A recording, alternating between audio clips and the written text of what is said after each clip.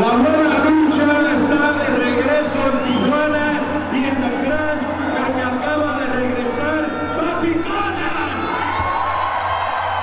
Ahora, tengo mucho tiempo que no estaba aquí en Tijuana en crash y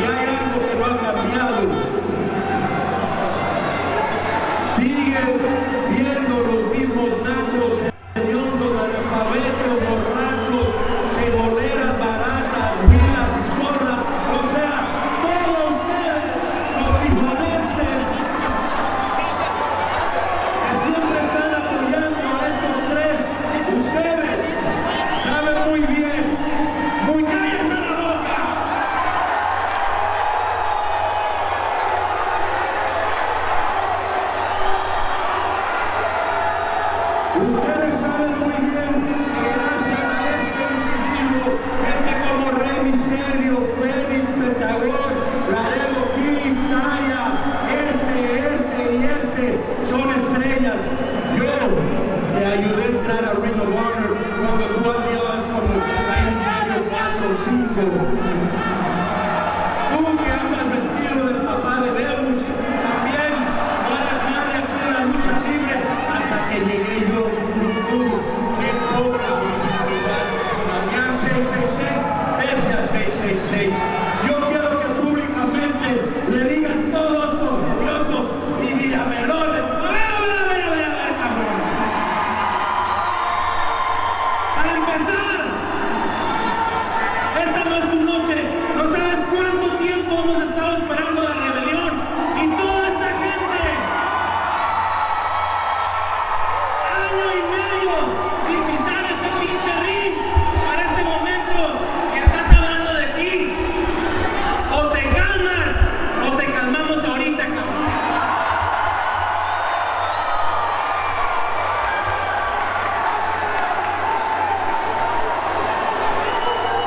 Oye,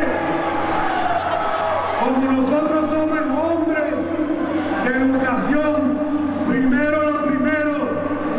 Buenas noches, Tijuana.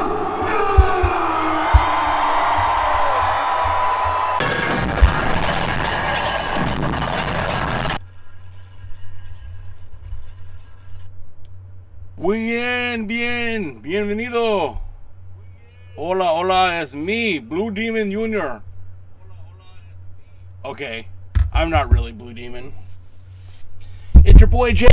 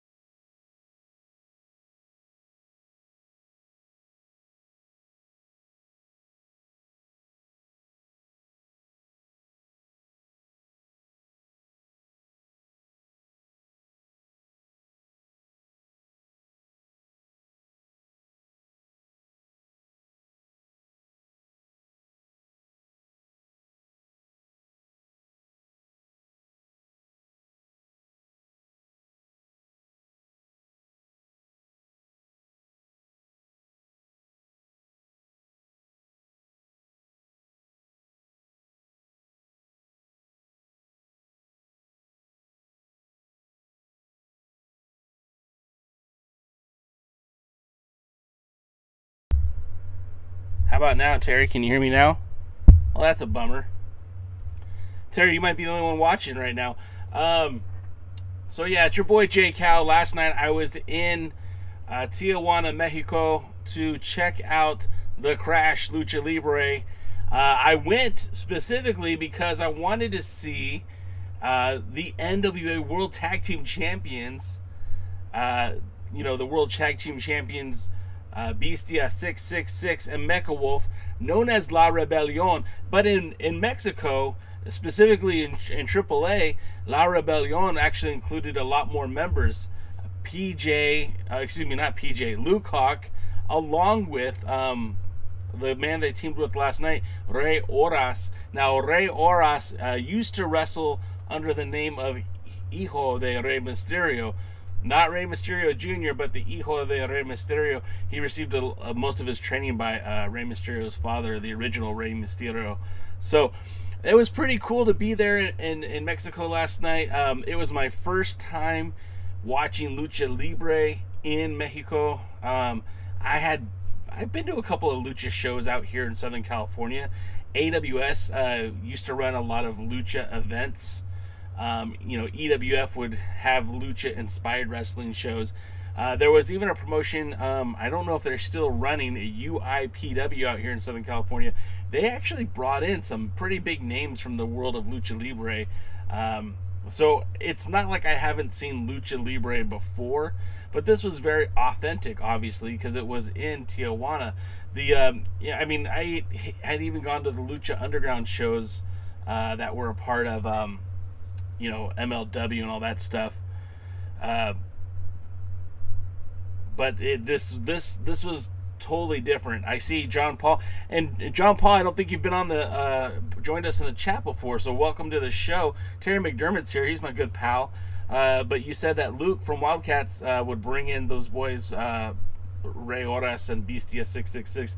Yeah, I mean they're outside of the NWA, they were all part of the same kind of posse, the same familia, that Familia de Tijuana. And I apologize if my accent isn't accurate or if I sound a little rough around the edges. Whoa, there goes the chair. Yeah, I was just trying to, it was a fun experience and something that I had not seen before. Those crowds in Mexico. Now, this was the first show for the Crash in well over 2 years. They had taken a hiatus before the pandemic. So this was their first show back, and it was a packed house. About 3,000 people were my estimates. It was really good. I mean, it was professionally done. This looked like on par with something you would see with the WWE, at the very least, like Impact. And it was such a big house. And, we sit here, and as NWA fans are cheering for Empower 73, where they drew 800 fans to the old ballroom, right? The old sorry, my brain's all over the place. I only had 3 hours of sleep last night. They bragged about bringing 800 people to the Chase, and that is a really good number, but there was 3,000 people there last night, and we were kind of doing the math on the tickets because general admission was basically $10, like $9, and then the VIP seats were basically $40, something like that. So then when you kind of average out the prices, it seemed like they made it, just my rough estimates, probably about $45,000 for the show last night. Now that doesn't sound like a huge number, but then everything is a little bit more affordable in Mexico. So renting that venue was probably a lot cheaper than, say, renting the Grand Olympic Auditorium out here in Southern California. Sure as heck a lot cheaper than renting out some of the bigger arenas here throughout the U.S. And then when you start thinking about the cost of having talent, they had Andrade from AEW on last night's card. They had Rey Fenix, also from AEW, Laredo Kid, who's been working with Impact. Of course, your NWA World Tag Team Champions, Rey Horas, who's made appearances for Ring of Honor as of late. There was a lot of just a lot of fun stuff. And, for $9 for a ticket, just almost insane. But this, like I said, this was their first card back. And, that Auditorium Municipal Fausto Gutierrez Moreno it's kind of like a historical spot. Well, I mean, it definitely is. And when you walk into that building and you see some of the murals that they have on the wall, I don't want to say murals, it's not murals, but the designs that they have on the wall depicting older lucha shows like Santo versus Blue Demon Jr., or some of the other promotions that have run in that area. It's so cool, and we don't have venues like that here, at least not in Southern California. So it was really nice to see this environment. It was really cool to be a part of it. I'm going to share some of the matches, some clips from the matches. Now, I'll be the first one to admit these aren't the best quality, and these are just clips. We do have, of course, if you guys are on the YouTube page or on Twitch, we did upload a match last night, or this morning actually. That was the La Rebelión versus Nueva Generación Dinamante. You could check that out. It's uploaded now. And I have some more information about a few other matches that you might be able to check out later. But here's the first clip that I have. The 420 brothers and Torito Negro over Proximo, Trevor Azteca, and Toto. These guys, this was your opening show, and I just gave the result. But one of the things about these shows is that these guys go all out. And I know it's the flippy-dippy stuff that some of you guys just despise, but for me personally, I love it. I love watching Lucha Libre. A funny story, when I was in high school, I was almost done with pro wrestling because I was very I was over what we were seeing on WWE programming. Like, it just wasn't fun anymore. And I would switch over to WCW, and I would see the cruiserweights, and specifically the luchadores, who came from Mexico. Some of these guys came directly from ECW, like Psicosis, Rey Mysterio, and it was really cool to see these guys. And I'm like, wow, they're doing stuff I've never seen before. And then Juventud Guerrera, and then later you'd see guys like Super Calo, who just, I think it was the name, but I kind of fell in love with Super Calo, La Parca, Psicoplay, and Damien 666, the father of Bestia 666, of course Eddie Guerrero, and so like the whole Lucha Libre kind of saved me from wrestling. It really kind of pulled me back into it. I got back into it because of it. And it was such a fun time in wrestling, like whole cruiserweight division. I mean, Jericho, Malenko, Mysterio, Guerrero to a lesser extent, and again, the horde of luchadors that would come from AAA. It was just a lot of fun. Before I play my clip, though, I do see some of you guys have some comments. John Paul says he shot at the House of Hardcore matches after Crash here in New Orleans, and he got to meet all the Crash luchadors. Yeah, the Crash, I mean, it's a great crew. It's a good roster that they put out there. And hey, that's awesome, John. I mean, that's pretty cool, bro. Like, my wife and I would go to all of the old NWA Hollywood shows. Now they're Championship Wrestling from Hollywood, but my wife and I would attend those tapings, and I have photos going all the way back to like 2011, or even earlier than that, really, like 2007, of wrestling events from San Bernardino, Oceanside, Yuma, Arizona, Las Vegas, Nevada. We would tour around with wherever Hollywood was going. That's where we'd kind of hang out. So it was a lot of fun. Guardian of Chaos, welcome to the show, man. I haven't seen you on before, so welcome anyone new watching this. Glad you're here. If you like what you see, we do a weekly podcast on Tuesday ahead of NWA Power, where we mostly talk specifically about the NWA, and then on Thursdays we recap the NWA Power show. I believe that's at 8 p.m. Eastern, 5 o'clock Pacific. Guardians of Chaos, it was not CMLL, it was the Crash. And the Crash it's becoming more well known in Lucha Libre, but it's like really specific to Tijuana. And they use a lot of SoCal talents. Last night Danny Limelight was supposed to be there, but evidently something happened. He wasn't able to make it.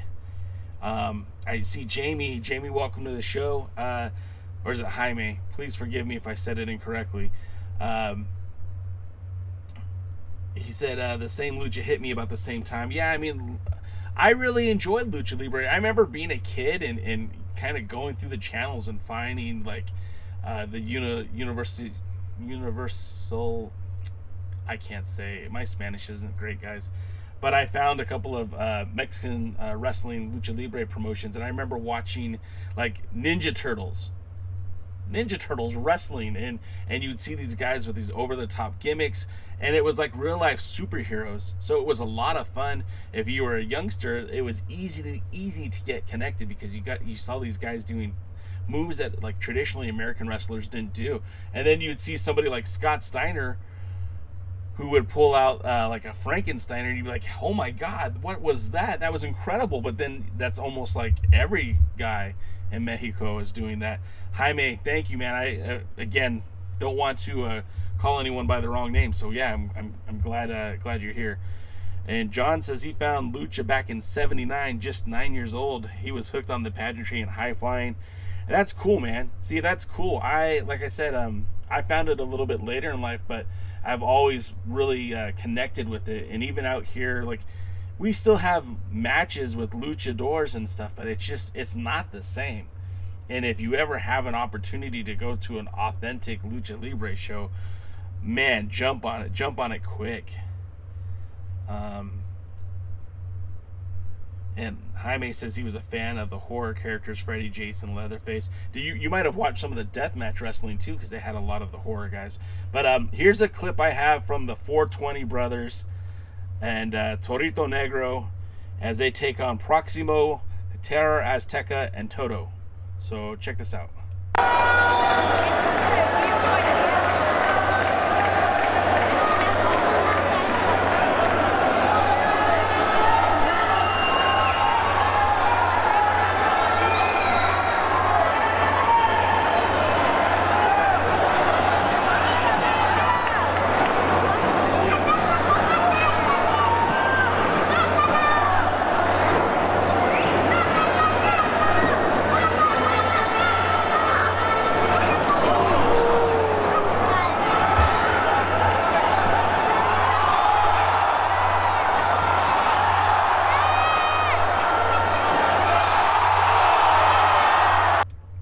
He flew into the crowd. I popped so hard for that. Like, again, I don't know. I mean, I know some of these guys because they're wrestling Impact or wrestle AEW or have been in Southern California. I've seen a few of them on a few NWA shows, but that was incredible. And I don't even know. I think that might have been Toto that flew into the crowd, but just incredible. And the fan reactions, they were hot all night. I don't know if that comes through here. Excuse me, on the if that comes through here on this on these clips that I'm playing, but it was just so much fun. Guardian of the Chaos. You see, that's cool that you went to Mexico City. We were in Cabo San Lucas over Thanksgiving, and I was really just kind of looking around, like, is there any Lucha Libre happening? Where can I find Lucha Libre? And they told me that that just doesn't really come out to Cabo. It's more like in Mexico City and some of the outskirts, but not really the tourist destinations. So I was kind of bummed. John Paul says, in the mid-90s, Lucha Libre Latino and AAA would run shows at the University of Houston. And he saw the trios of the Thundercats and Los Tortugas, the Ninja Turtles gimmicks I mentioned. Yeah, man, I mean, that's so much fun. Like, I know it's silly, right? It's silly, but it's a lot of fun. Out here in Southern California, AAA did run a few shows out here. In fact, at one point, AAA had one of the largest non-WWE attended events in Southern California, pro wrestling events, and I think that record no longer exists because of WCW, and I'm sure when AEW finally comes out here, that number will be squashed. But yeah, it was pretty cool. And yeah, Jaime, it's really cool that the Crash, I mean, they're very relaxed on their recording. Like, nobody said anything. There was a guy lower who had a full-on rig, and he was set up. He was recording videos. I was up in the, I'm not going to say nosebleed, but I was in the general admission, and I had my wide zoom lens. That's why the camera's a little bit shaky, but I did the best I could to kind of hold it down. This kind of stuff is fun for me. I get a chance to be creative in some of the edits that I did for the channel, but also just watching it and having the opportunity to watch that stuff again later. So yeah, in that match, again, the 420 brothers and Torito Negro went over. Next up was a tag team match, and that's the thing too in Lucha Libre. Like, the rules are a little bit different than American style wrestling, but it's basically, you're trying to pin your opponent. There wasn't a lot of 2 out of 3 fall matches, which was surprising to me because I thought that was pretty normal. Guardian of Chaos says he remembers watching Gordman and Goliath from the Olympics. Yeah, man, I was born just a little bit too late. The Grand Olympic Auditorium was a mecca for pro wrestling, not just Lucha Libre, but American style wrestling as well. But I mean, Mil Mascaras, El Santo, El Hijo de Santo, and of course, Gordman, Goliath, the whole Guerrero family. I mean, it was a lot of Lucha Libre was happening out there. And of course, a lot of Puroresu too, because we had like guys coming from New Japan. I guess back then it was just the Japanese Wrestling Alliance or the IWA that would come out here to Southern California in between stops with either Vince McMahon in the WWF or WWF. So yeah, it was again, Lucha Libre is a lot of fun, so I just wanted to share how fun it was. So here's some clips from the Dinamico and Black Danger versus Baby Extreme and El Dragon.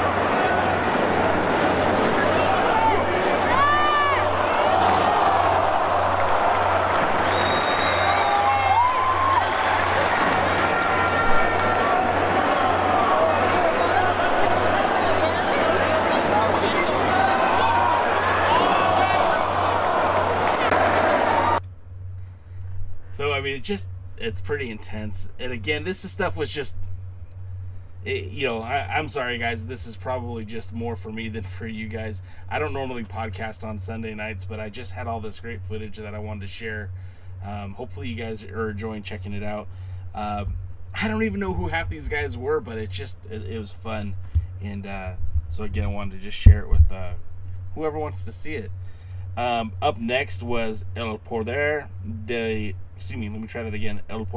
del Norte, and that's Carta Brava Jr., Moco Cota, and Tito Santana, but not the Tito Santana that I'm familiar with. And they battled Destiny, my new favorite luchador, Mr. Iguana, and Nino Hamburguesa. Now these guys were just so much fun. Hamburguesa's way over with that crowd for sure. And what that guy is able to do, and he's a big guy, what he was able to do is incredible. And the same thing with Mr. Iguana, just watching him how he's able to scale a human body. It was wild. So if you don't mind, check this out.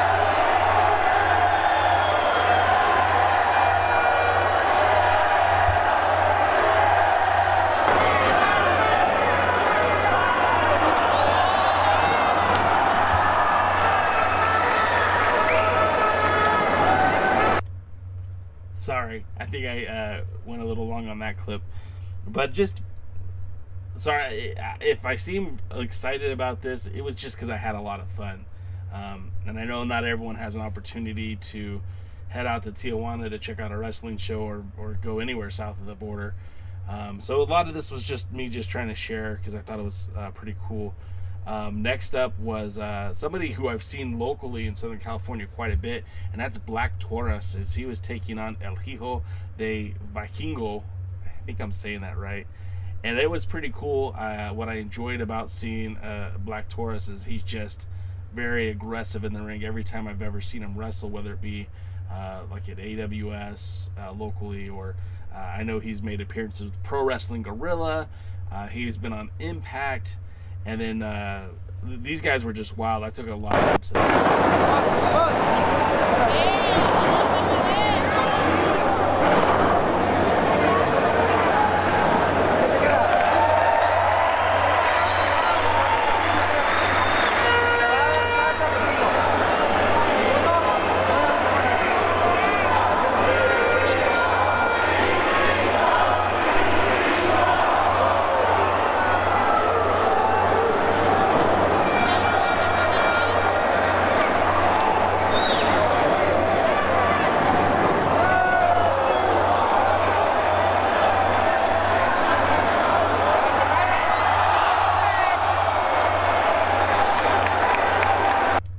He just like power bombed him into the crowd. That was so crazy. And that wasn't like fast forward or anything. That was like real time. Just incredible. Here's some more.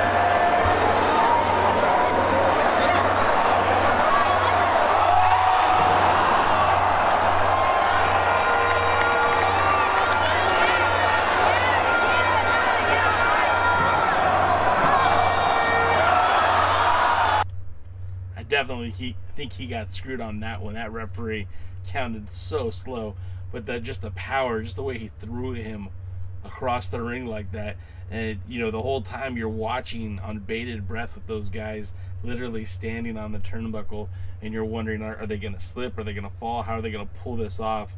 And I'm not saying it was perfect. Nothing about the show is perfect, but the execution, they were still managed to pull it off. It's pretty amazing, pretty awesome. Again, this was probably one of my favorite matches of the night. I did enjoy the entire show, but this one I just felt like, oh man, I got to record. This is going to be awesome, and I was usually right.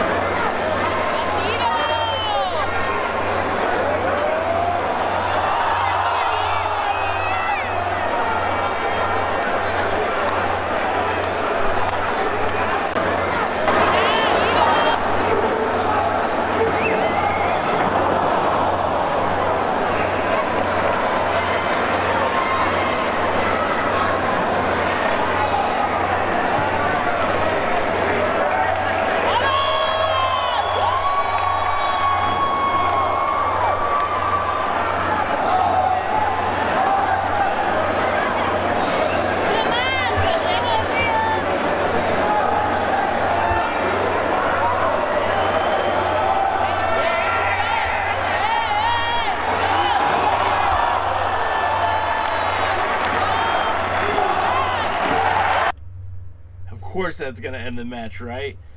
Holy cow. Like, I don't even have a name for that move. It was just incredible. It blew me away. I thought it was so cool. And again, sorry if I sound like a dork, but I just thought it was a lot of fun. Again, the whole show was just electric the entire night.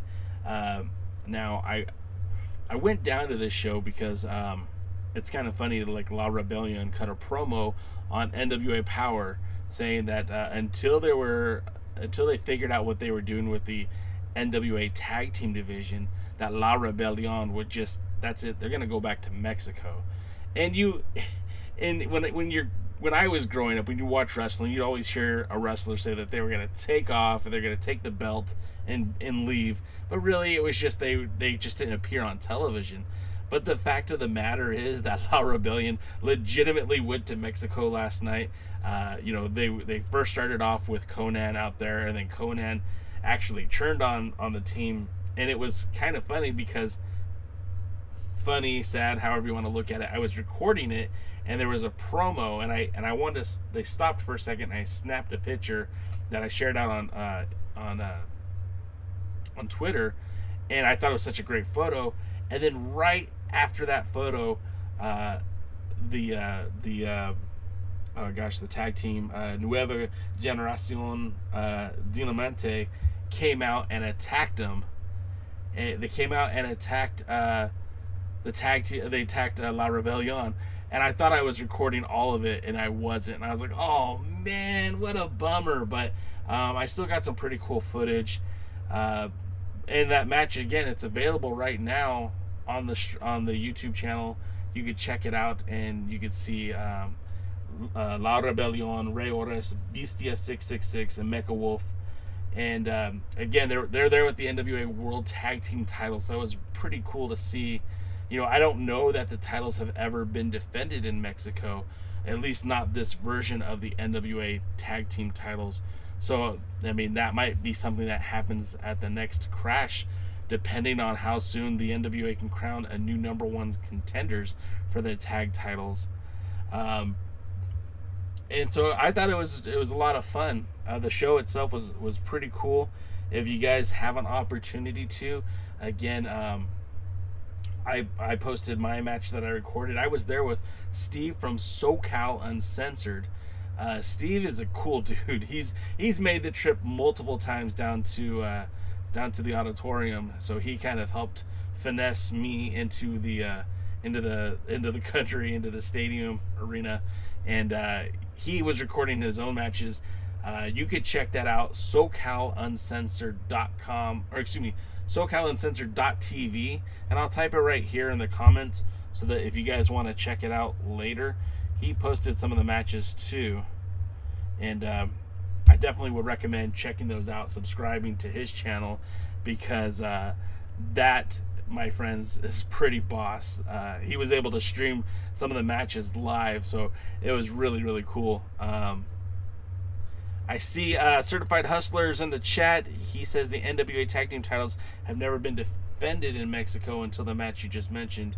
Yeah, they weren't actually defended. They showed up. It was a 3-man tag. Again, the match is available to watch. So the titles weren't exactly defended, but just showcasing the belts in another country, I mean, that's a boss move.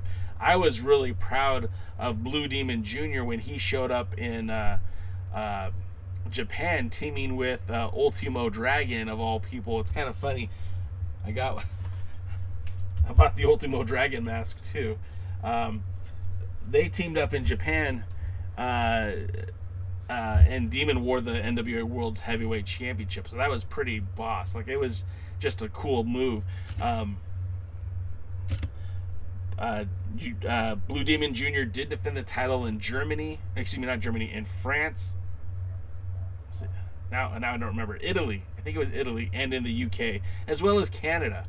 So Demon did get around with the World's Heavyweight Championship. Another person, Colt Cabana, wore the World's Heavyweight Championship at Pro Wrestling Noah. He didn't defend the title, but it was pretty cool to see him have that 10 pounds of gold in a big venue like Pro Wrestling Noah. So seeing the NWA World Tag Team titles, and the fans saw, I don't know what the local fans know about the NWA. I just know that they saw Mecha Wolf and Beastia 666 with the NWA World Tag Team titles, and that's pretty boss. I think that's pretty cool. So yeah, it was a lot of fun. Hustler says, were you down in Mexico? Yeah, I literally, look, Mexico is a 3-hour drive for me. It's not that far. I met up with my pal Steve, and we crossed the border. We walked over. We took an Uber to the arena. Very easy. If he's done it many times, so it was very easy for him. This is the first time I've ever, as an adult, been to Tijuana, so it was pretty cool just to get in there, get in, get out. It was simple, it was easy, no problem. And being able to be there live, and again, the whole moment was just surreal. I did go to China to see Nick Aldis versus Colt Cabana.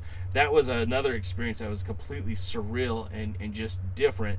But being at a Lucha Libre event in Mexico is a much different feeling than being at a Lucha Libre event in the United States. It's just not even the same. So, more on that. Our buddy Craig says this particular version of the World Tag Team Champions turns 30 years of age next year. The first champions were Terry Gordy and Steve Williams back in '92. Yeah, man, and people don't realize, or they don't connect, that up until 1992, each NWA promotion had its own set of tag team champions, right? Like Jim Crockett Promotions had their tag titles. The LA territory had their world tag team titles. San Francisco had their own world tag team titles. Every area, I mean, they were allowed to have as many world titles as they wanted, except for there was only one world's heavyweight championship, and subsequently one women's world championship. So like, you could, in every territory had a TV title. Every territory could have a national title or a US title or North American title. And the tag titles didn't become a singular championship until 92, which that was when the board of directors of the National Wrestling Alliance recognized the titles that were crowned in WCW, and those belts, even after the WWE split, after Jim Crockett Promotions, WCW left the NWA, the tag titles were then just a single tag team titles, and that's, from 92 on, that's when those titles were recognized. Let's see, more of your comments.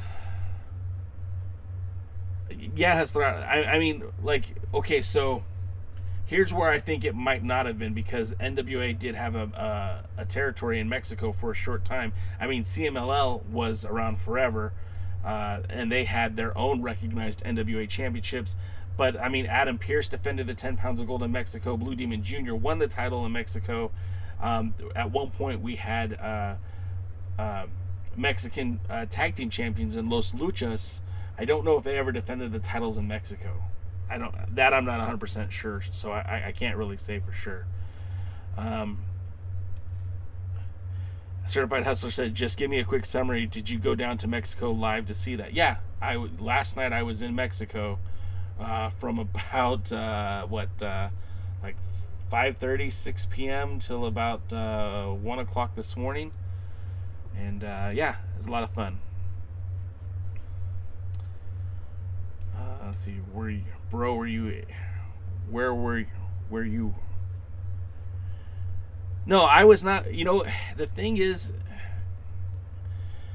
in Mexico, I mean, if you go looking for trouble, you're certainly going to find it. I wasn't looking for trouble, and we really didn't hang out anywhere but the arena and outside of the arena and right before the border crossing. So, I mean, we didn't go to anywhere really dangerous.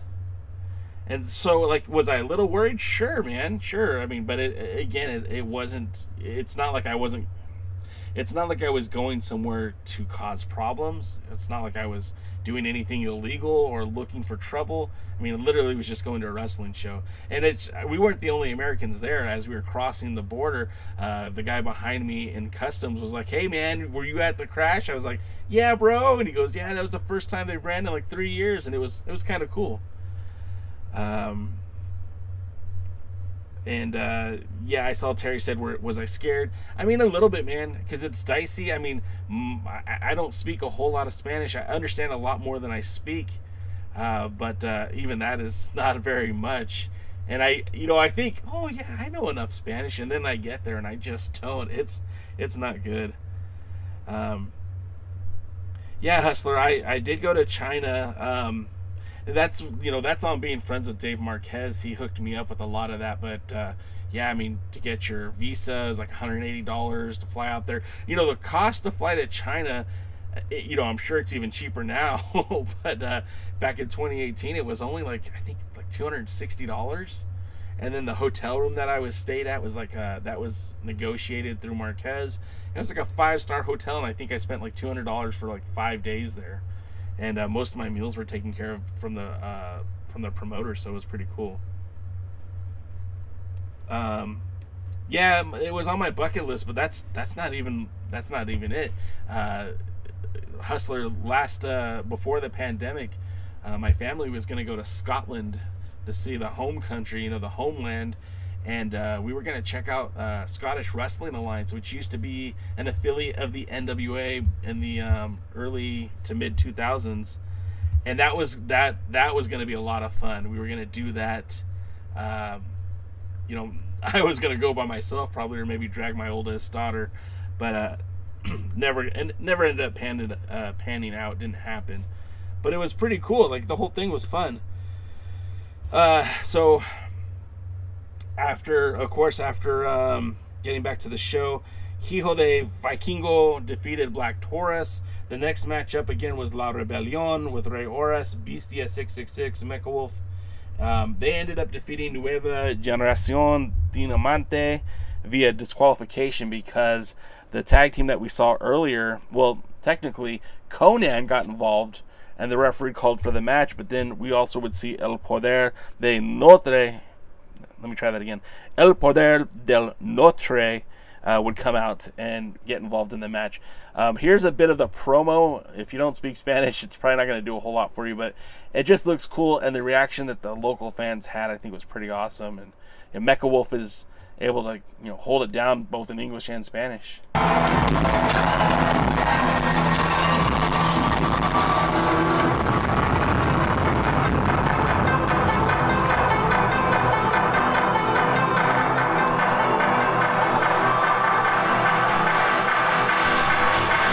Can you guys see the tag titles there?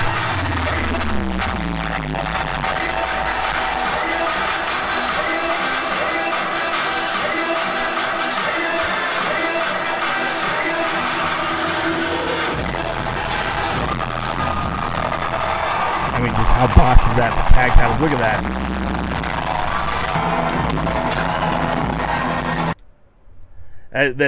That's so cool to me, man. Just seeing those tag titles, those belts that I know they don't mean everything to everybody, but as a big NWA fan, as someone who's pushed the brand and has celebrated the brand and has bragged about the brand and has been talking about the brand since 2006, even actually earlier than that, going back to 2004 when I used to write for SoCal Uncensored. It's pretty badass to see those tag titles out there in Mexico. And then, of course, if you go, after this is over, after this episode is finished, if you go to our the YouTube page, you will see that we just uploaded. It's now available. Andrade versus Rey Fenix versus Laredo Kid. Now, Laredo Kid is someone who's been a fan of the NWA for a while, since the 70th anniversary show, so 3 years. You would remember Laredo Kid as the guy who challenged Barrett Brown at the 70th anniversary show. Now, that match is still available on Fight TV. If you're a subscriber to the NWA on Fight, that package, you can go back and check out the 70th anniversary pay-per-view, and you'll see Laredo Kid and Barrett Brown tear the house down. Now, the NWA never brought back the World Junior Heavyweight Championship, but that was a title that was last held again by Barrett Brown, who now wrestles for New Japan Strong.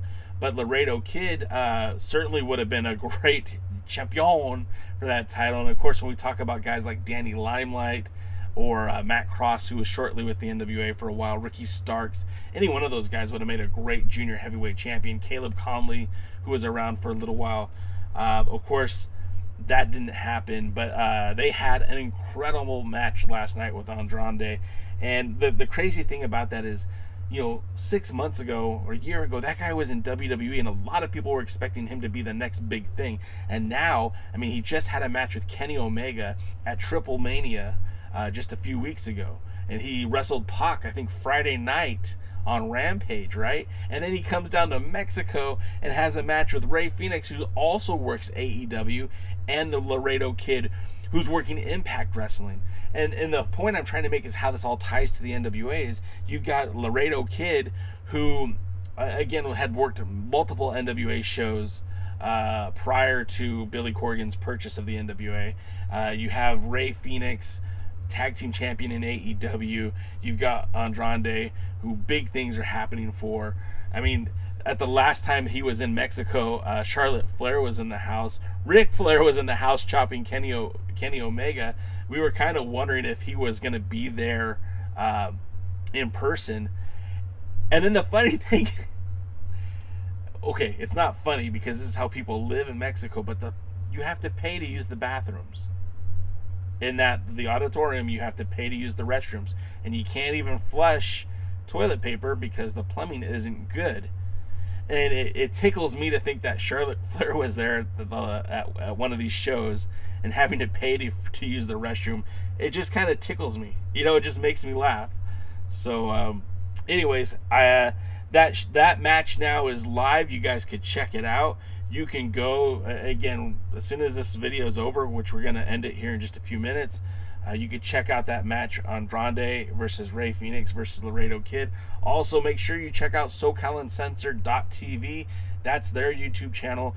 He put up a lot of the matches last night. In fact, he put up almost all of them, with the exception of the La Rebellion match. That was, I think he was doing me a solid on not putting that one up. But let me hit your comments real quick, and then we're gonna call it a night. Hustler, yeah, man, I live a blessed life. I'm not gonna lie. You know, I was in China 2 years ago. I was in Nashville back at the 73rd anniversary show. I was at Crockett Cup 2019. I was at the first set of the NWA Power tapings in Atlanta, Georgia. I was just in Atlanta, Georgia 2 weeks ago for the first ever Championship Wrestling from Atlanta TV tapings with the United Wrestling Network. I've been able to go to Yuma, Arizona to watch Scrap Iron Adam Pearce versus Sean Waltman for the 10 pounds of gold. I was at the Orleans Arena when Los Luchas battled Carl the Machine Gun Anderson and Joey Ryan, and Adam Pearce defended the NWA Heritage title against Nelson Creed, and the guest I guess he was the timekeeper, was Nick freaking Bockwinkel, one of the greatest wrestlers of all time. So I have been around for a while. I try to know my stuff. I've been blessed with lots of opportunities thanks to David Marquez and some of the former members of the National Wrestling Alliance. I've interviewed a lot of great guys, Lance Cade. I've interviewed Tim Storm. We had Tim Storm on just a few weeks ago. I've interviewed Jack Stain, Matt Bourne, Peter Avalon, Scorpio Sky, and Chase Owens. Tokyo Monster Cahagas, Damian Wayne, Chance Prophet. So, I mean, I've been around for a while, Certified Hustler. I talk a lot of NWA because I've lived it. I've been a part of this. It's been a big part of my life since 2004, like I said, and I've been actively promoting it on alliance-wrestling.com since 2007. So, I work hard for these opportunities, but, I'm not going to lie. I don't go to China without David Marquez. Last night, I don't go to Mexico without Steve from SoCal Uncensored. And, a lot of these opportunities present themselves because of the relationships that I've built over the last few years. So, yeah, it's been a lot of fun. Laredo Kid versus Barrett Brown should have been for the World Junior Heavyweight Championship. Yeah, Craig, I think that was kind of like the thought process at the time. But see, the thing is Billy Corgan wanted to go after that unique blend of legitimate heavyweight wrestlers. If you look at the roster right now, if you look at the NWA Power roster, the majority of the roster is over 6 foot. Most of them are about 6'4" to 6'5". Like, the Pope is one of the smaller guys on the roster, and he's over 6 foot. So he's, they wanted heavyweights. They have heavyweights. And so the idea of adding a junior heavyweight division didn't make a lot of sense. Now, even when Power debuted, you had Caleb Conley, you had D-Man Parker, you had Ricky Starks, and, you could have had access to Barrett Brown, Laredo Kid, Danny Limelight. They chose not to go that direction. And what's interesting to me is that when they brought back the tag titles at the at the Crockett Cup, they brought back the national championship at the 70th anniversary show, and then they brought the women's championship back at the 70th anniversary show as well. They didn't bring back the junior heavyweight title, and it wouldn't have made sense at the time to bring back that title because they didn't have a place to showcase it. And as soon as they started producing Power, they went with a heavyweight roster. So that junior heavyweight title wouldn't have worked on that show. And then even more so, when they had an opportunity to do that, instead of, they had the national title, the world title, the tag titles, the women's championship, they went with the TV title. Now, I love the TV title. I think it's a great idea. I think the whole thing is fun. But, I think it would have been way better suited for the junior heavyweight championship. And Certified Hustler, yes, the NWA would love to have that crowd. Anybody would love to have that crowd. The WWE would love to have that crowd. AEW would love to have that crowd. It was, I think, a mixture of, I think that was the first Lucha show back at the Auditorium since the pandemic. If not the first Lucha show, definitely the first Crash show. So there was a huge a demand for that show.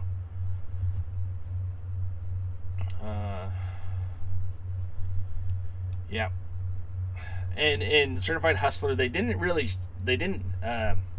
strip Barrett Brown. They just sealed the title.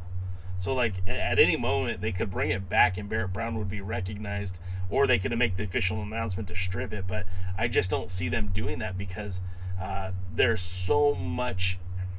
There's only 45 minutes to an hour of NWA TV every week. And in that time, you now have a World's Heavyweight Championship, a National Championship, a Television Championship, a Tag Team Championship for both men and women, and then the Women's Championship. I mean, all in all, there's like 7 belts, right? Am I doing the math right? World for the men, World for the women, World Tag Team, World Women Tag Team, National title, television title. So, okay, 8 championship belts, right? So you need to have 8 wrestlers occupy 8 spots on your show in those roles.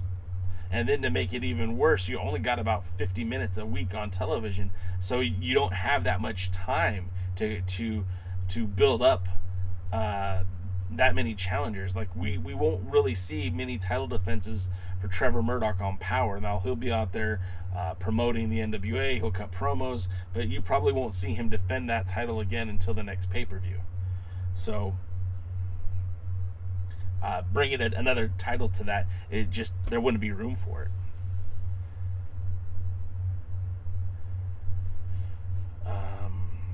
Terry, I know Atlanta is a drive for you, but I think you'll enjoy it. That show is pretty cool too. I kind of wish I would have done a show like this after that one because there's a lot to talk about. I mean, my boy Danny Limelight and Slice Boogie took on the WWE's Ascension. They now go by the Awakening, but those guys are, again, legitimate heavyweights, 6'4", 6'6", big boys. They make Slice Boogie look like a cruiserweight. And it's just the dichotomy of how they worked and how they do this and that. And seeing that they did a pure wrestling match between John Gresham and, Mike Bennett. They were supposed to crown the United Wrestling Network World Champion that night, but because of Hurricane Ida, travel arrangements got mixed up. But it was pretty cool, man. It was a fun show. I think you'd have a lot of fun.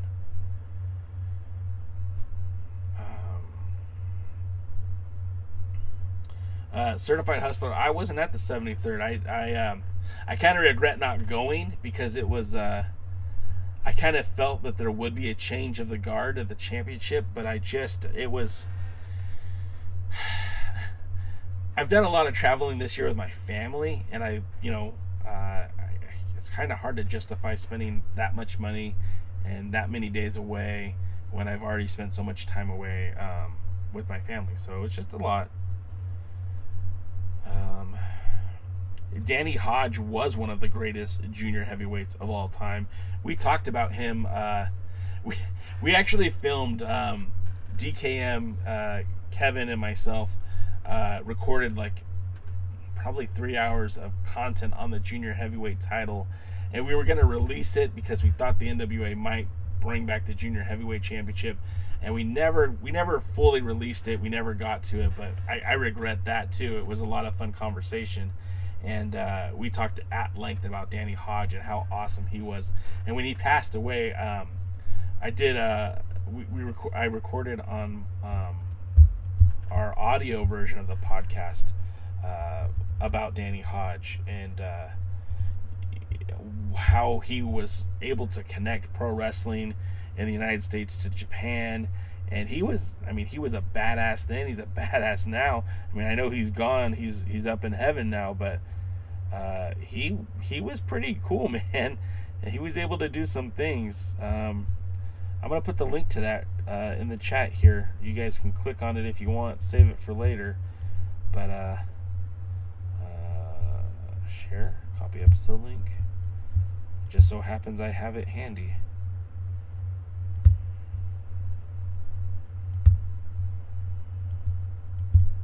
Yeah, you could listen to that. I was waxing poetic about Danny Hodge. So let's see.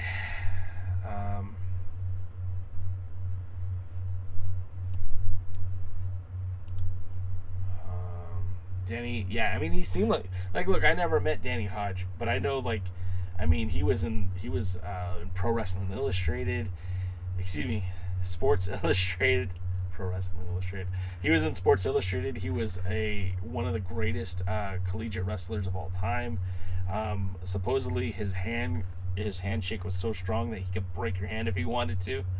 So I mean, it's pretty cool. He was a pretty cool dude. Anyways, that's gonna do it. I only wanted to be talking for about 30 minutes. You guys had me talking for a full hour. So thanks for checking it out. This isn't something we were going to do very often, but I just thought it'd be fun tonight because I had all these clips. And again, when you're done watching this, go back to the YouTube channel. Check out Andrade versus Ray Phoenix versus Laredo Kid. I think it was pretty cool. I think you'll have a blast watching it. And that's going to do it for us. So thanks for checking us out. I did that way too fast. I didn't mean to do that. If you guys enjoyed it, please give us that thumbs up. No more thumbs down from anybody. More thumbs up so that more people can see the content. We're trying to grow this page. Depending on how things go, maybe I might make another trip down to Tijuana to record some more wrestling. I'll be in Boyle Heights this Thursday for the United Wrestling Network 1 year anniversary of Primetime Live. It's a non-televised event, so I might be able to snag some video. We might be able to do a talk about afterwards. And then, of course, the new TV tapings, plus the next episode of Primetime Live tapes on October the 2nd. I plan to be at that show as well. And then my next big show is New Japan Strong comes to my own backyard here in Riverside, California. I will be at that show. So stay tuned to all the socials. We're on TikTok, we're on Tumblr, we're on Instagram, we're on Twitter, we're on Facebook, and you found us on Twitch and YouTube, and we're glad you did. If you want to support the podcast financially, you can do so by purchasing a hat or a t-shirt at our Streamlabs store. That's streamlabs.com/the Alliance Blog 1/merch, and you can check out our merch there. I'm exhausted. I'm going to go to bed now. I only had 3 hours of sleep last night. Again, thanks for everything. We'll see you Tuesday. Make sure you're back on Tuesday so we could talk some NWA Power. But until then, my friends, we'll see you at the matches. Have a good night now.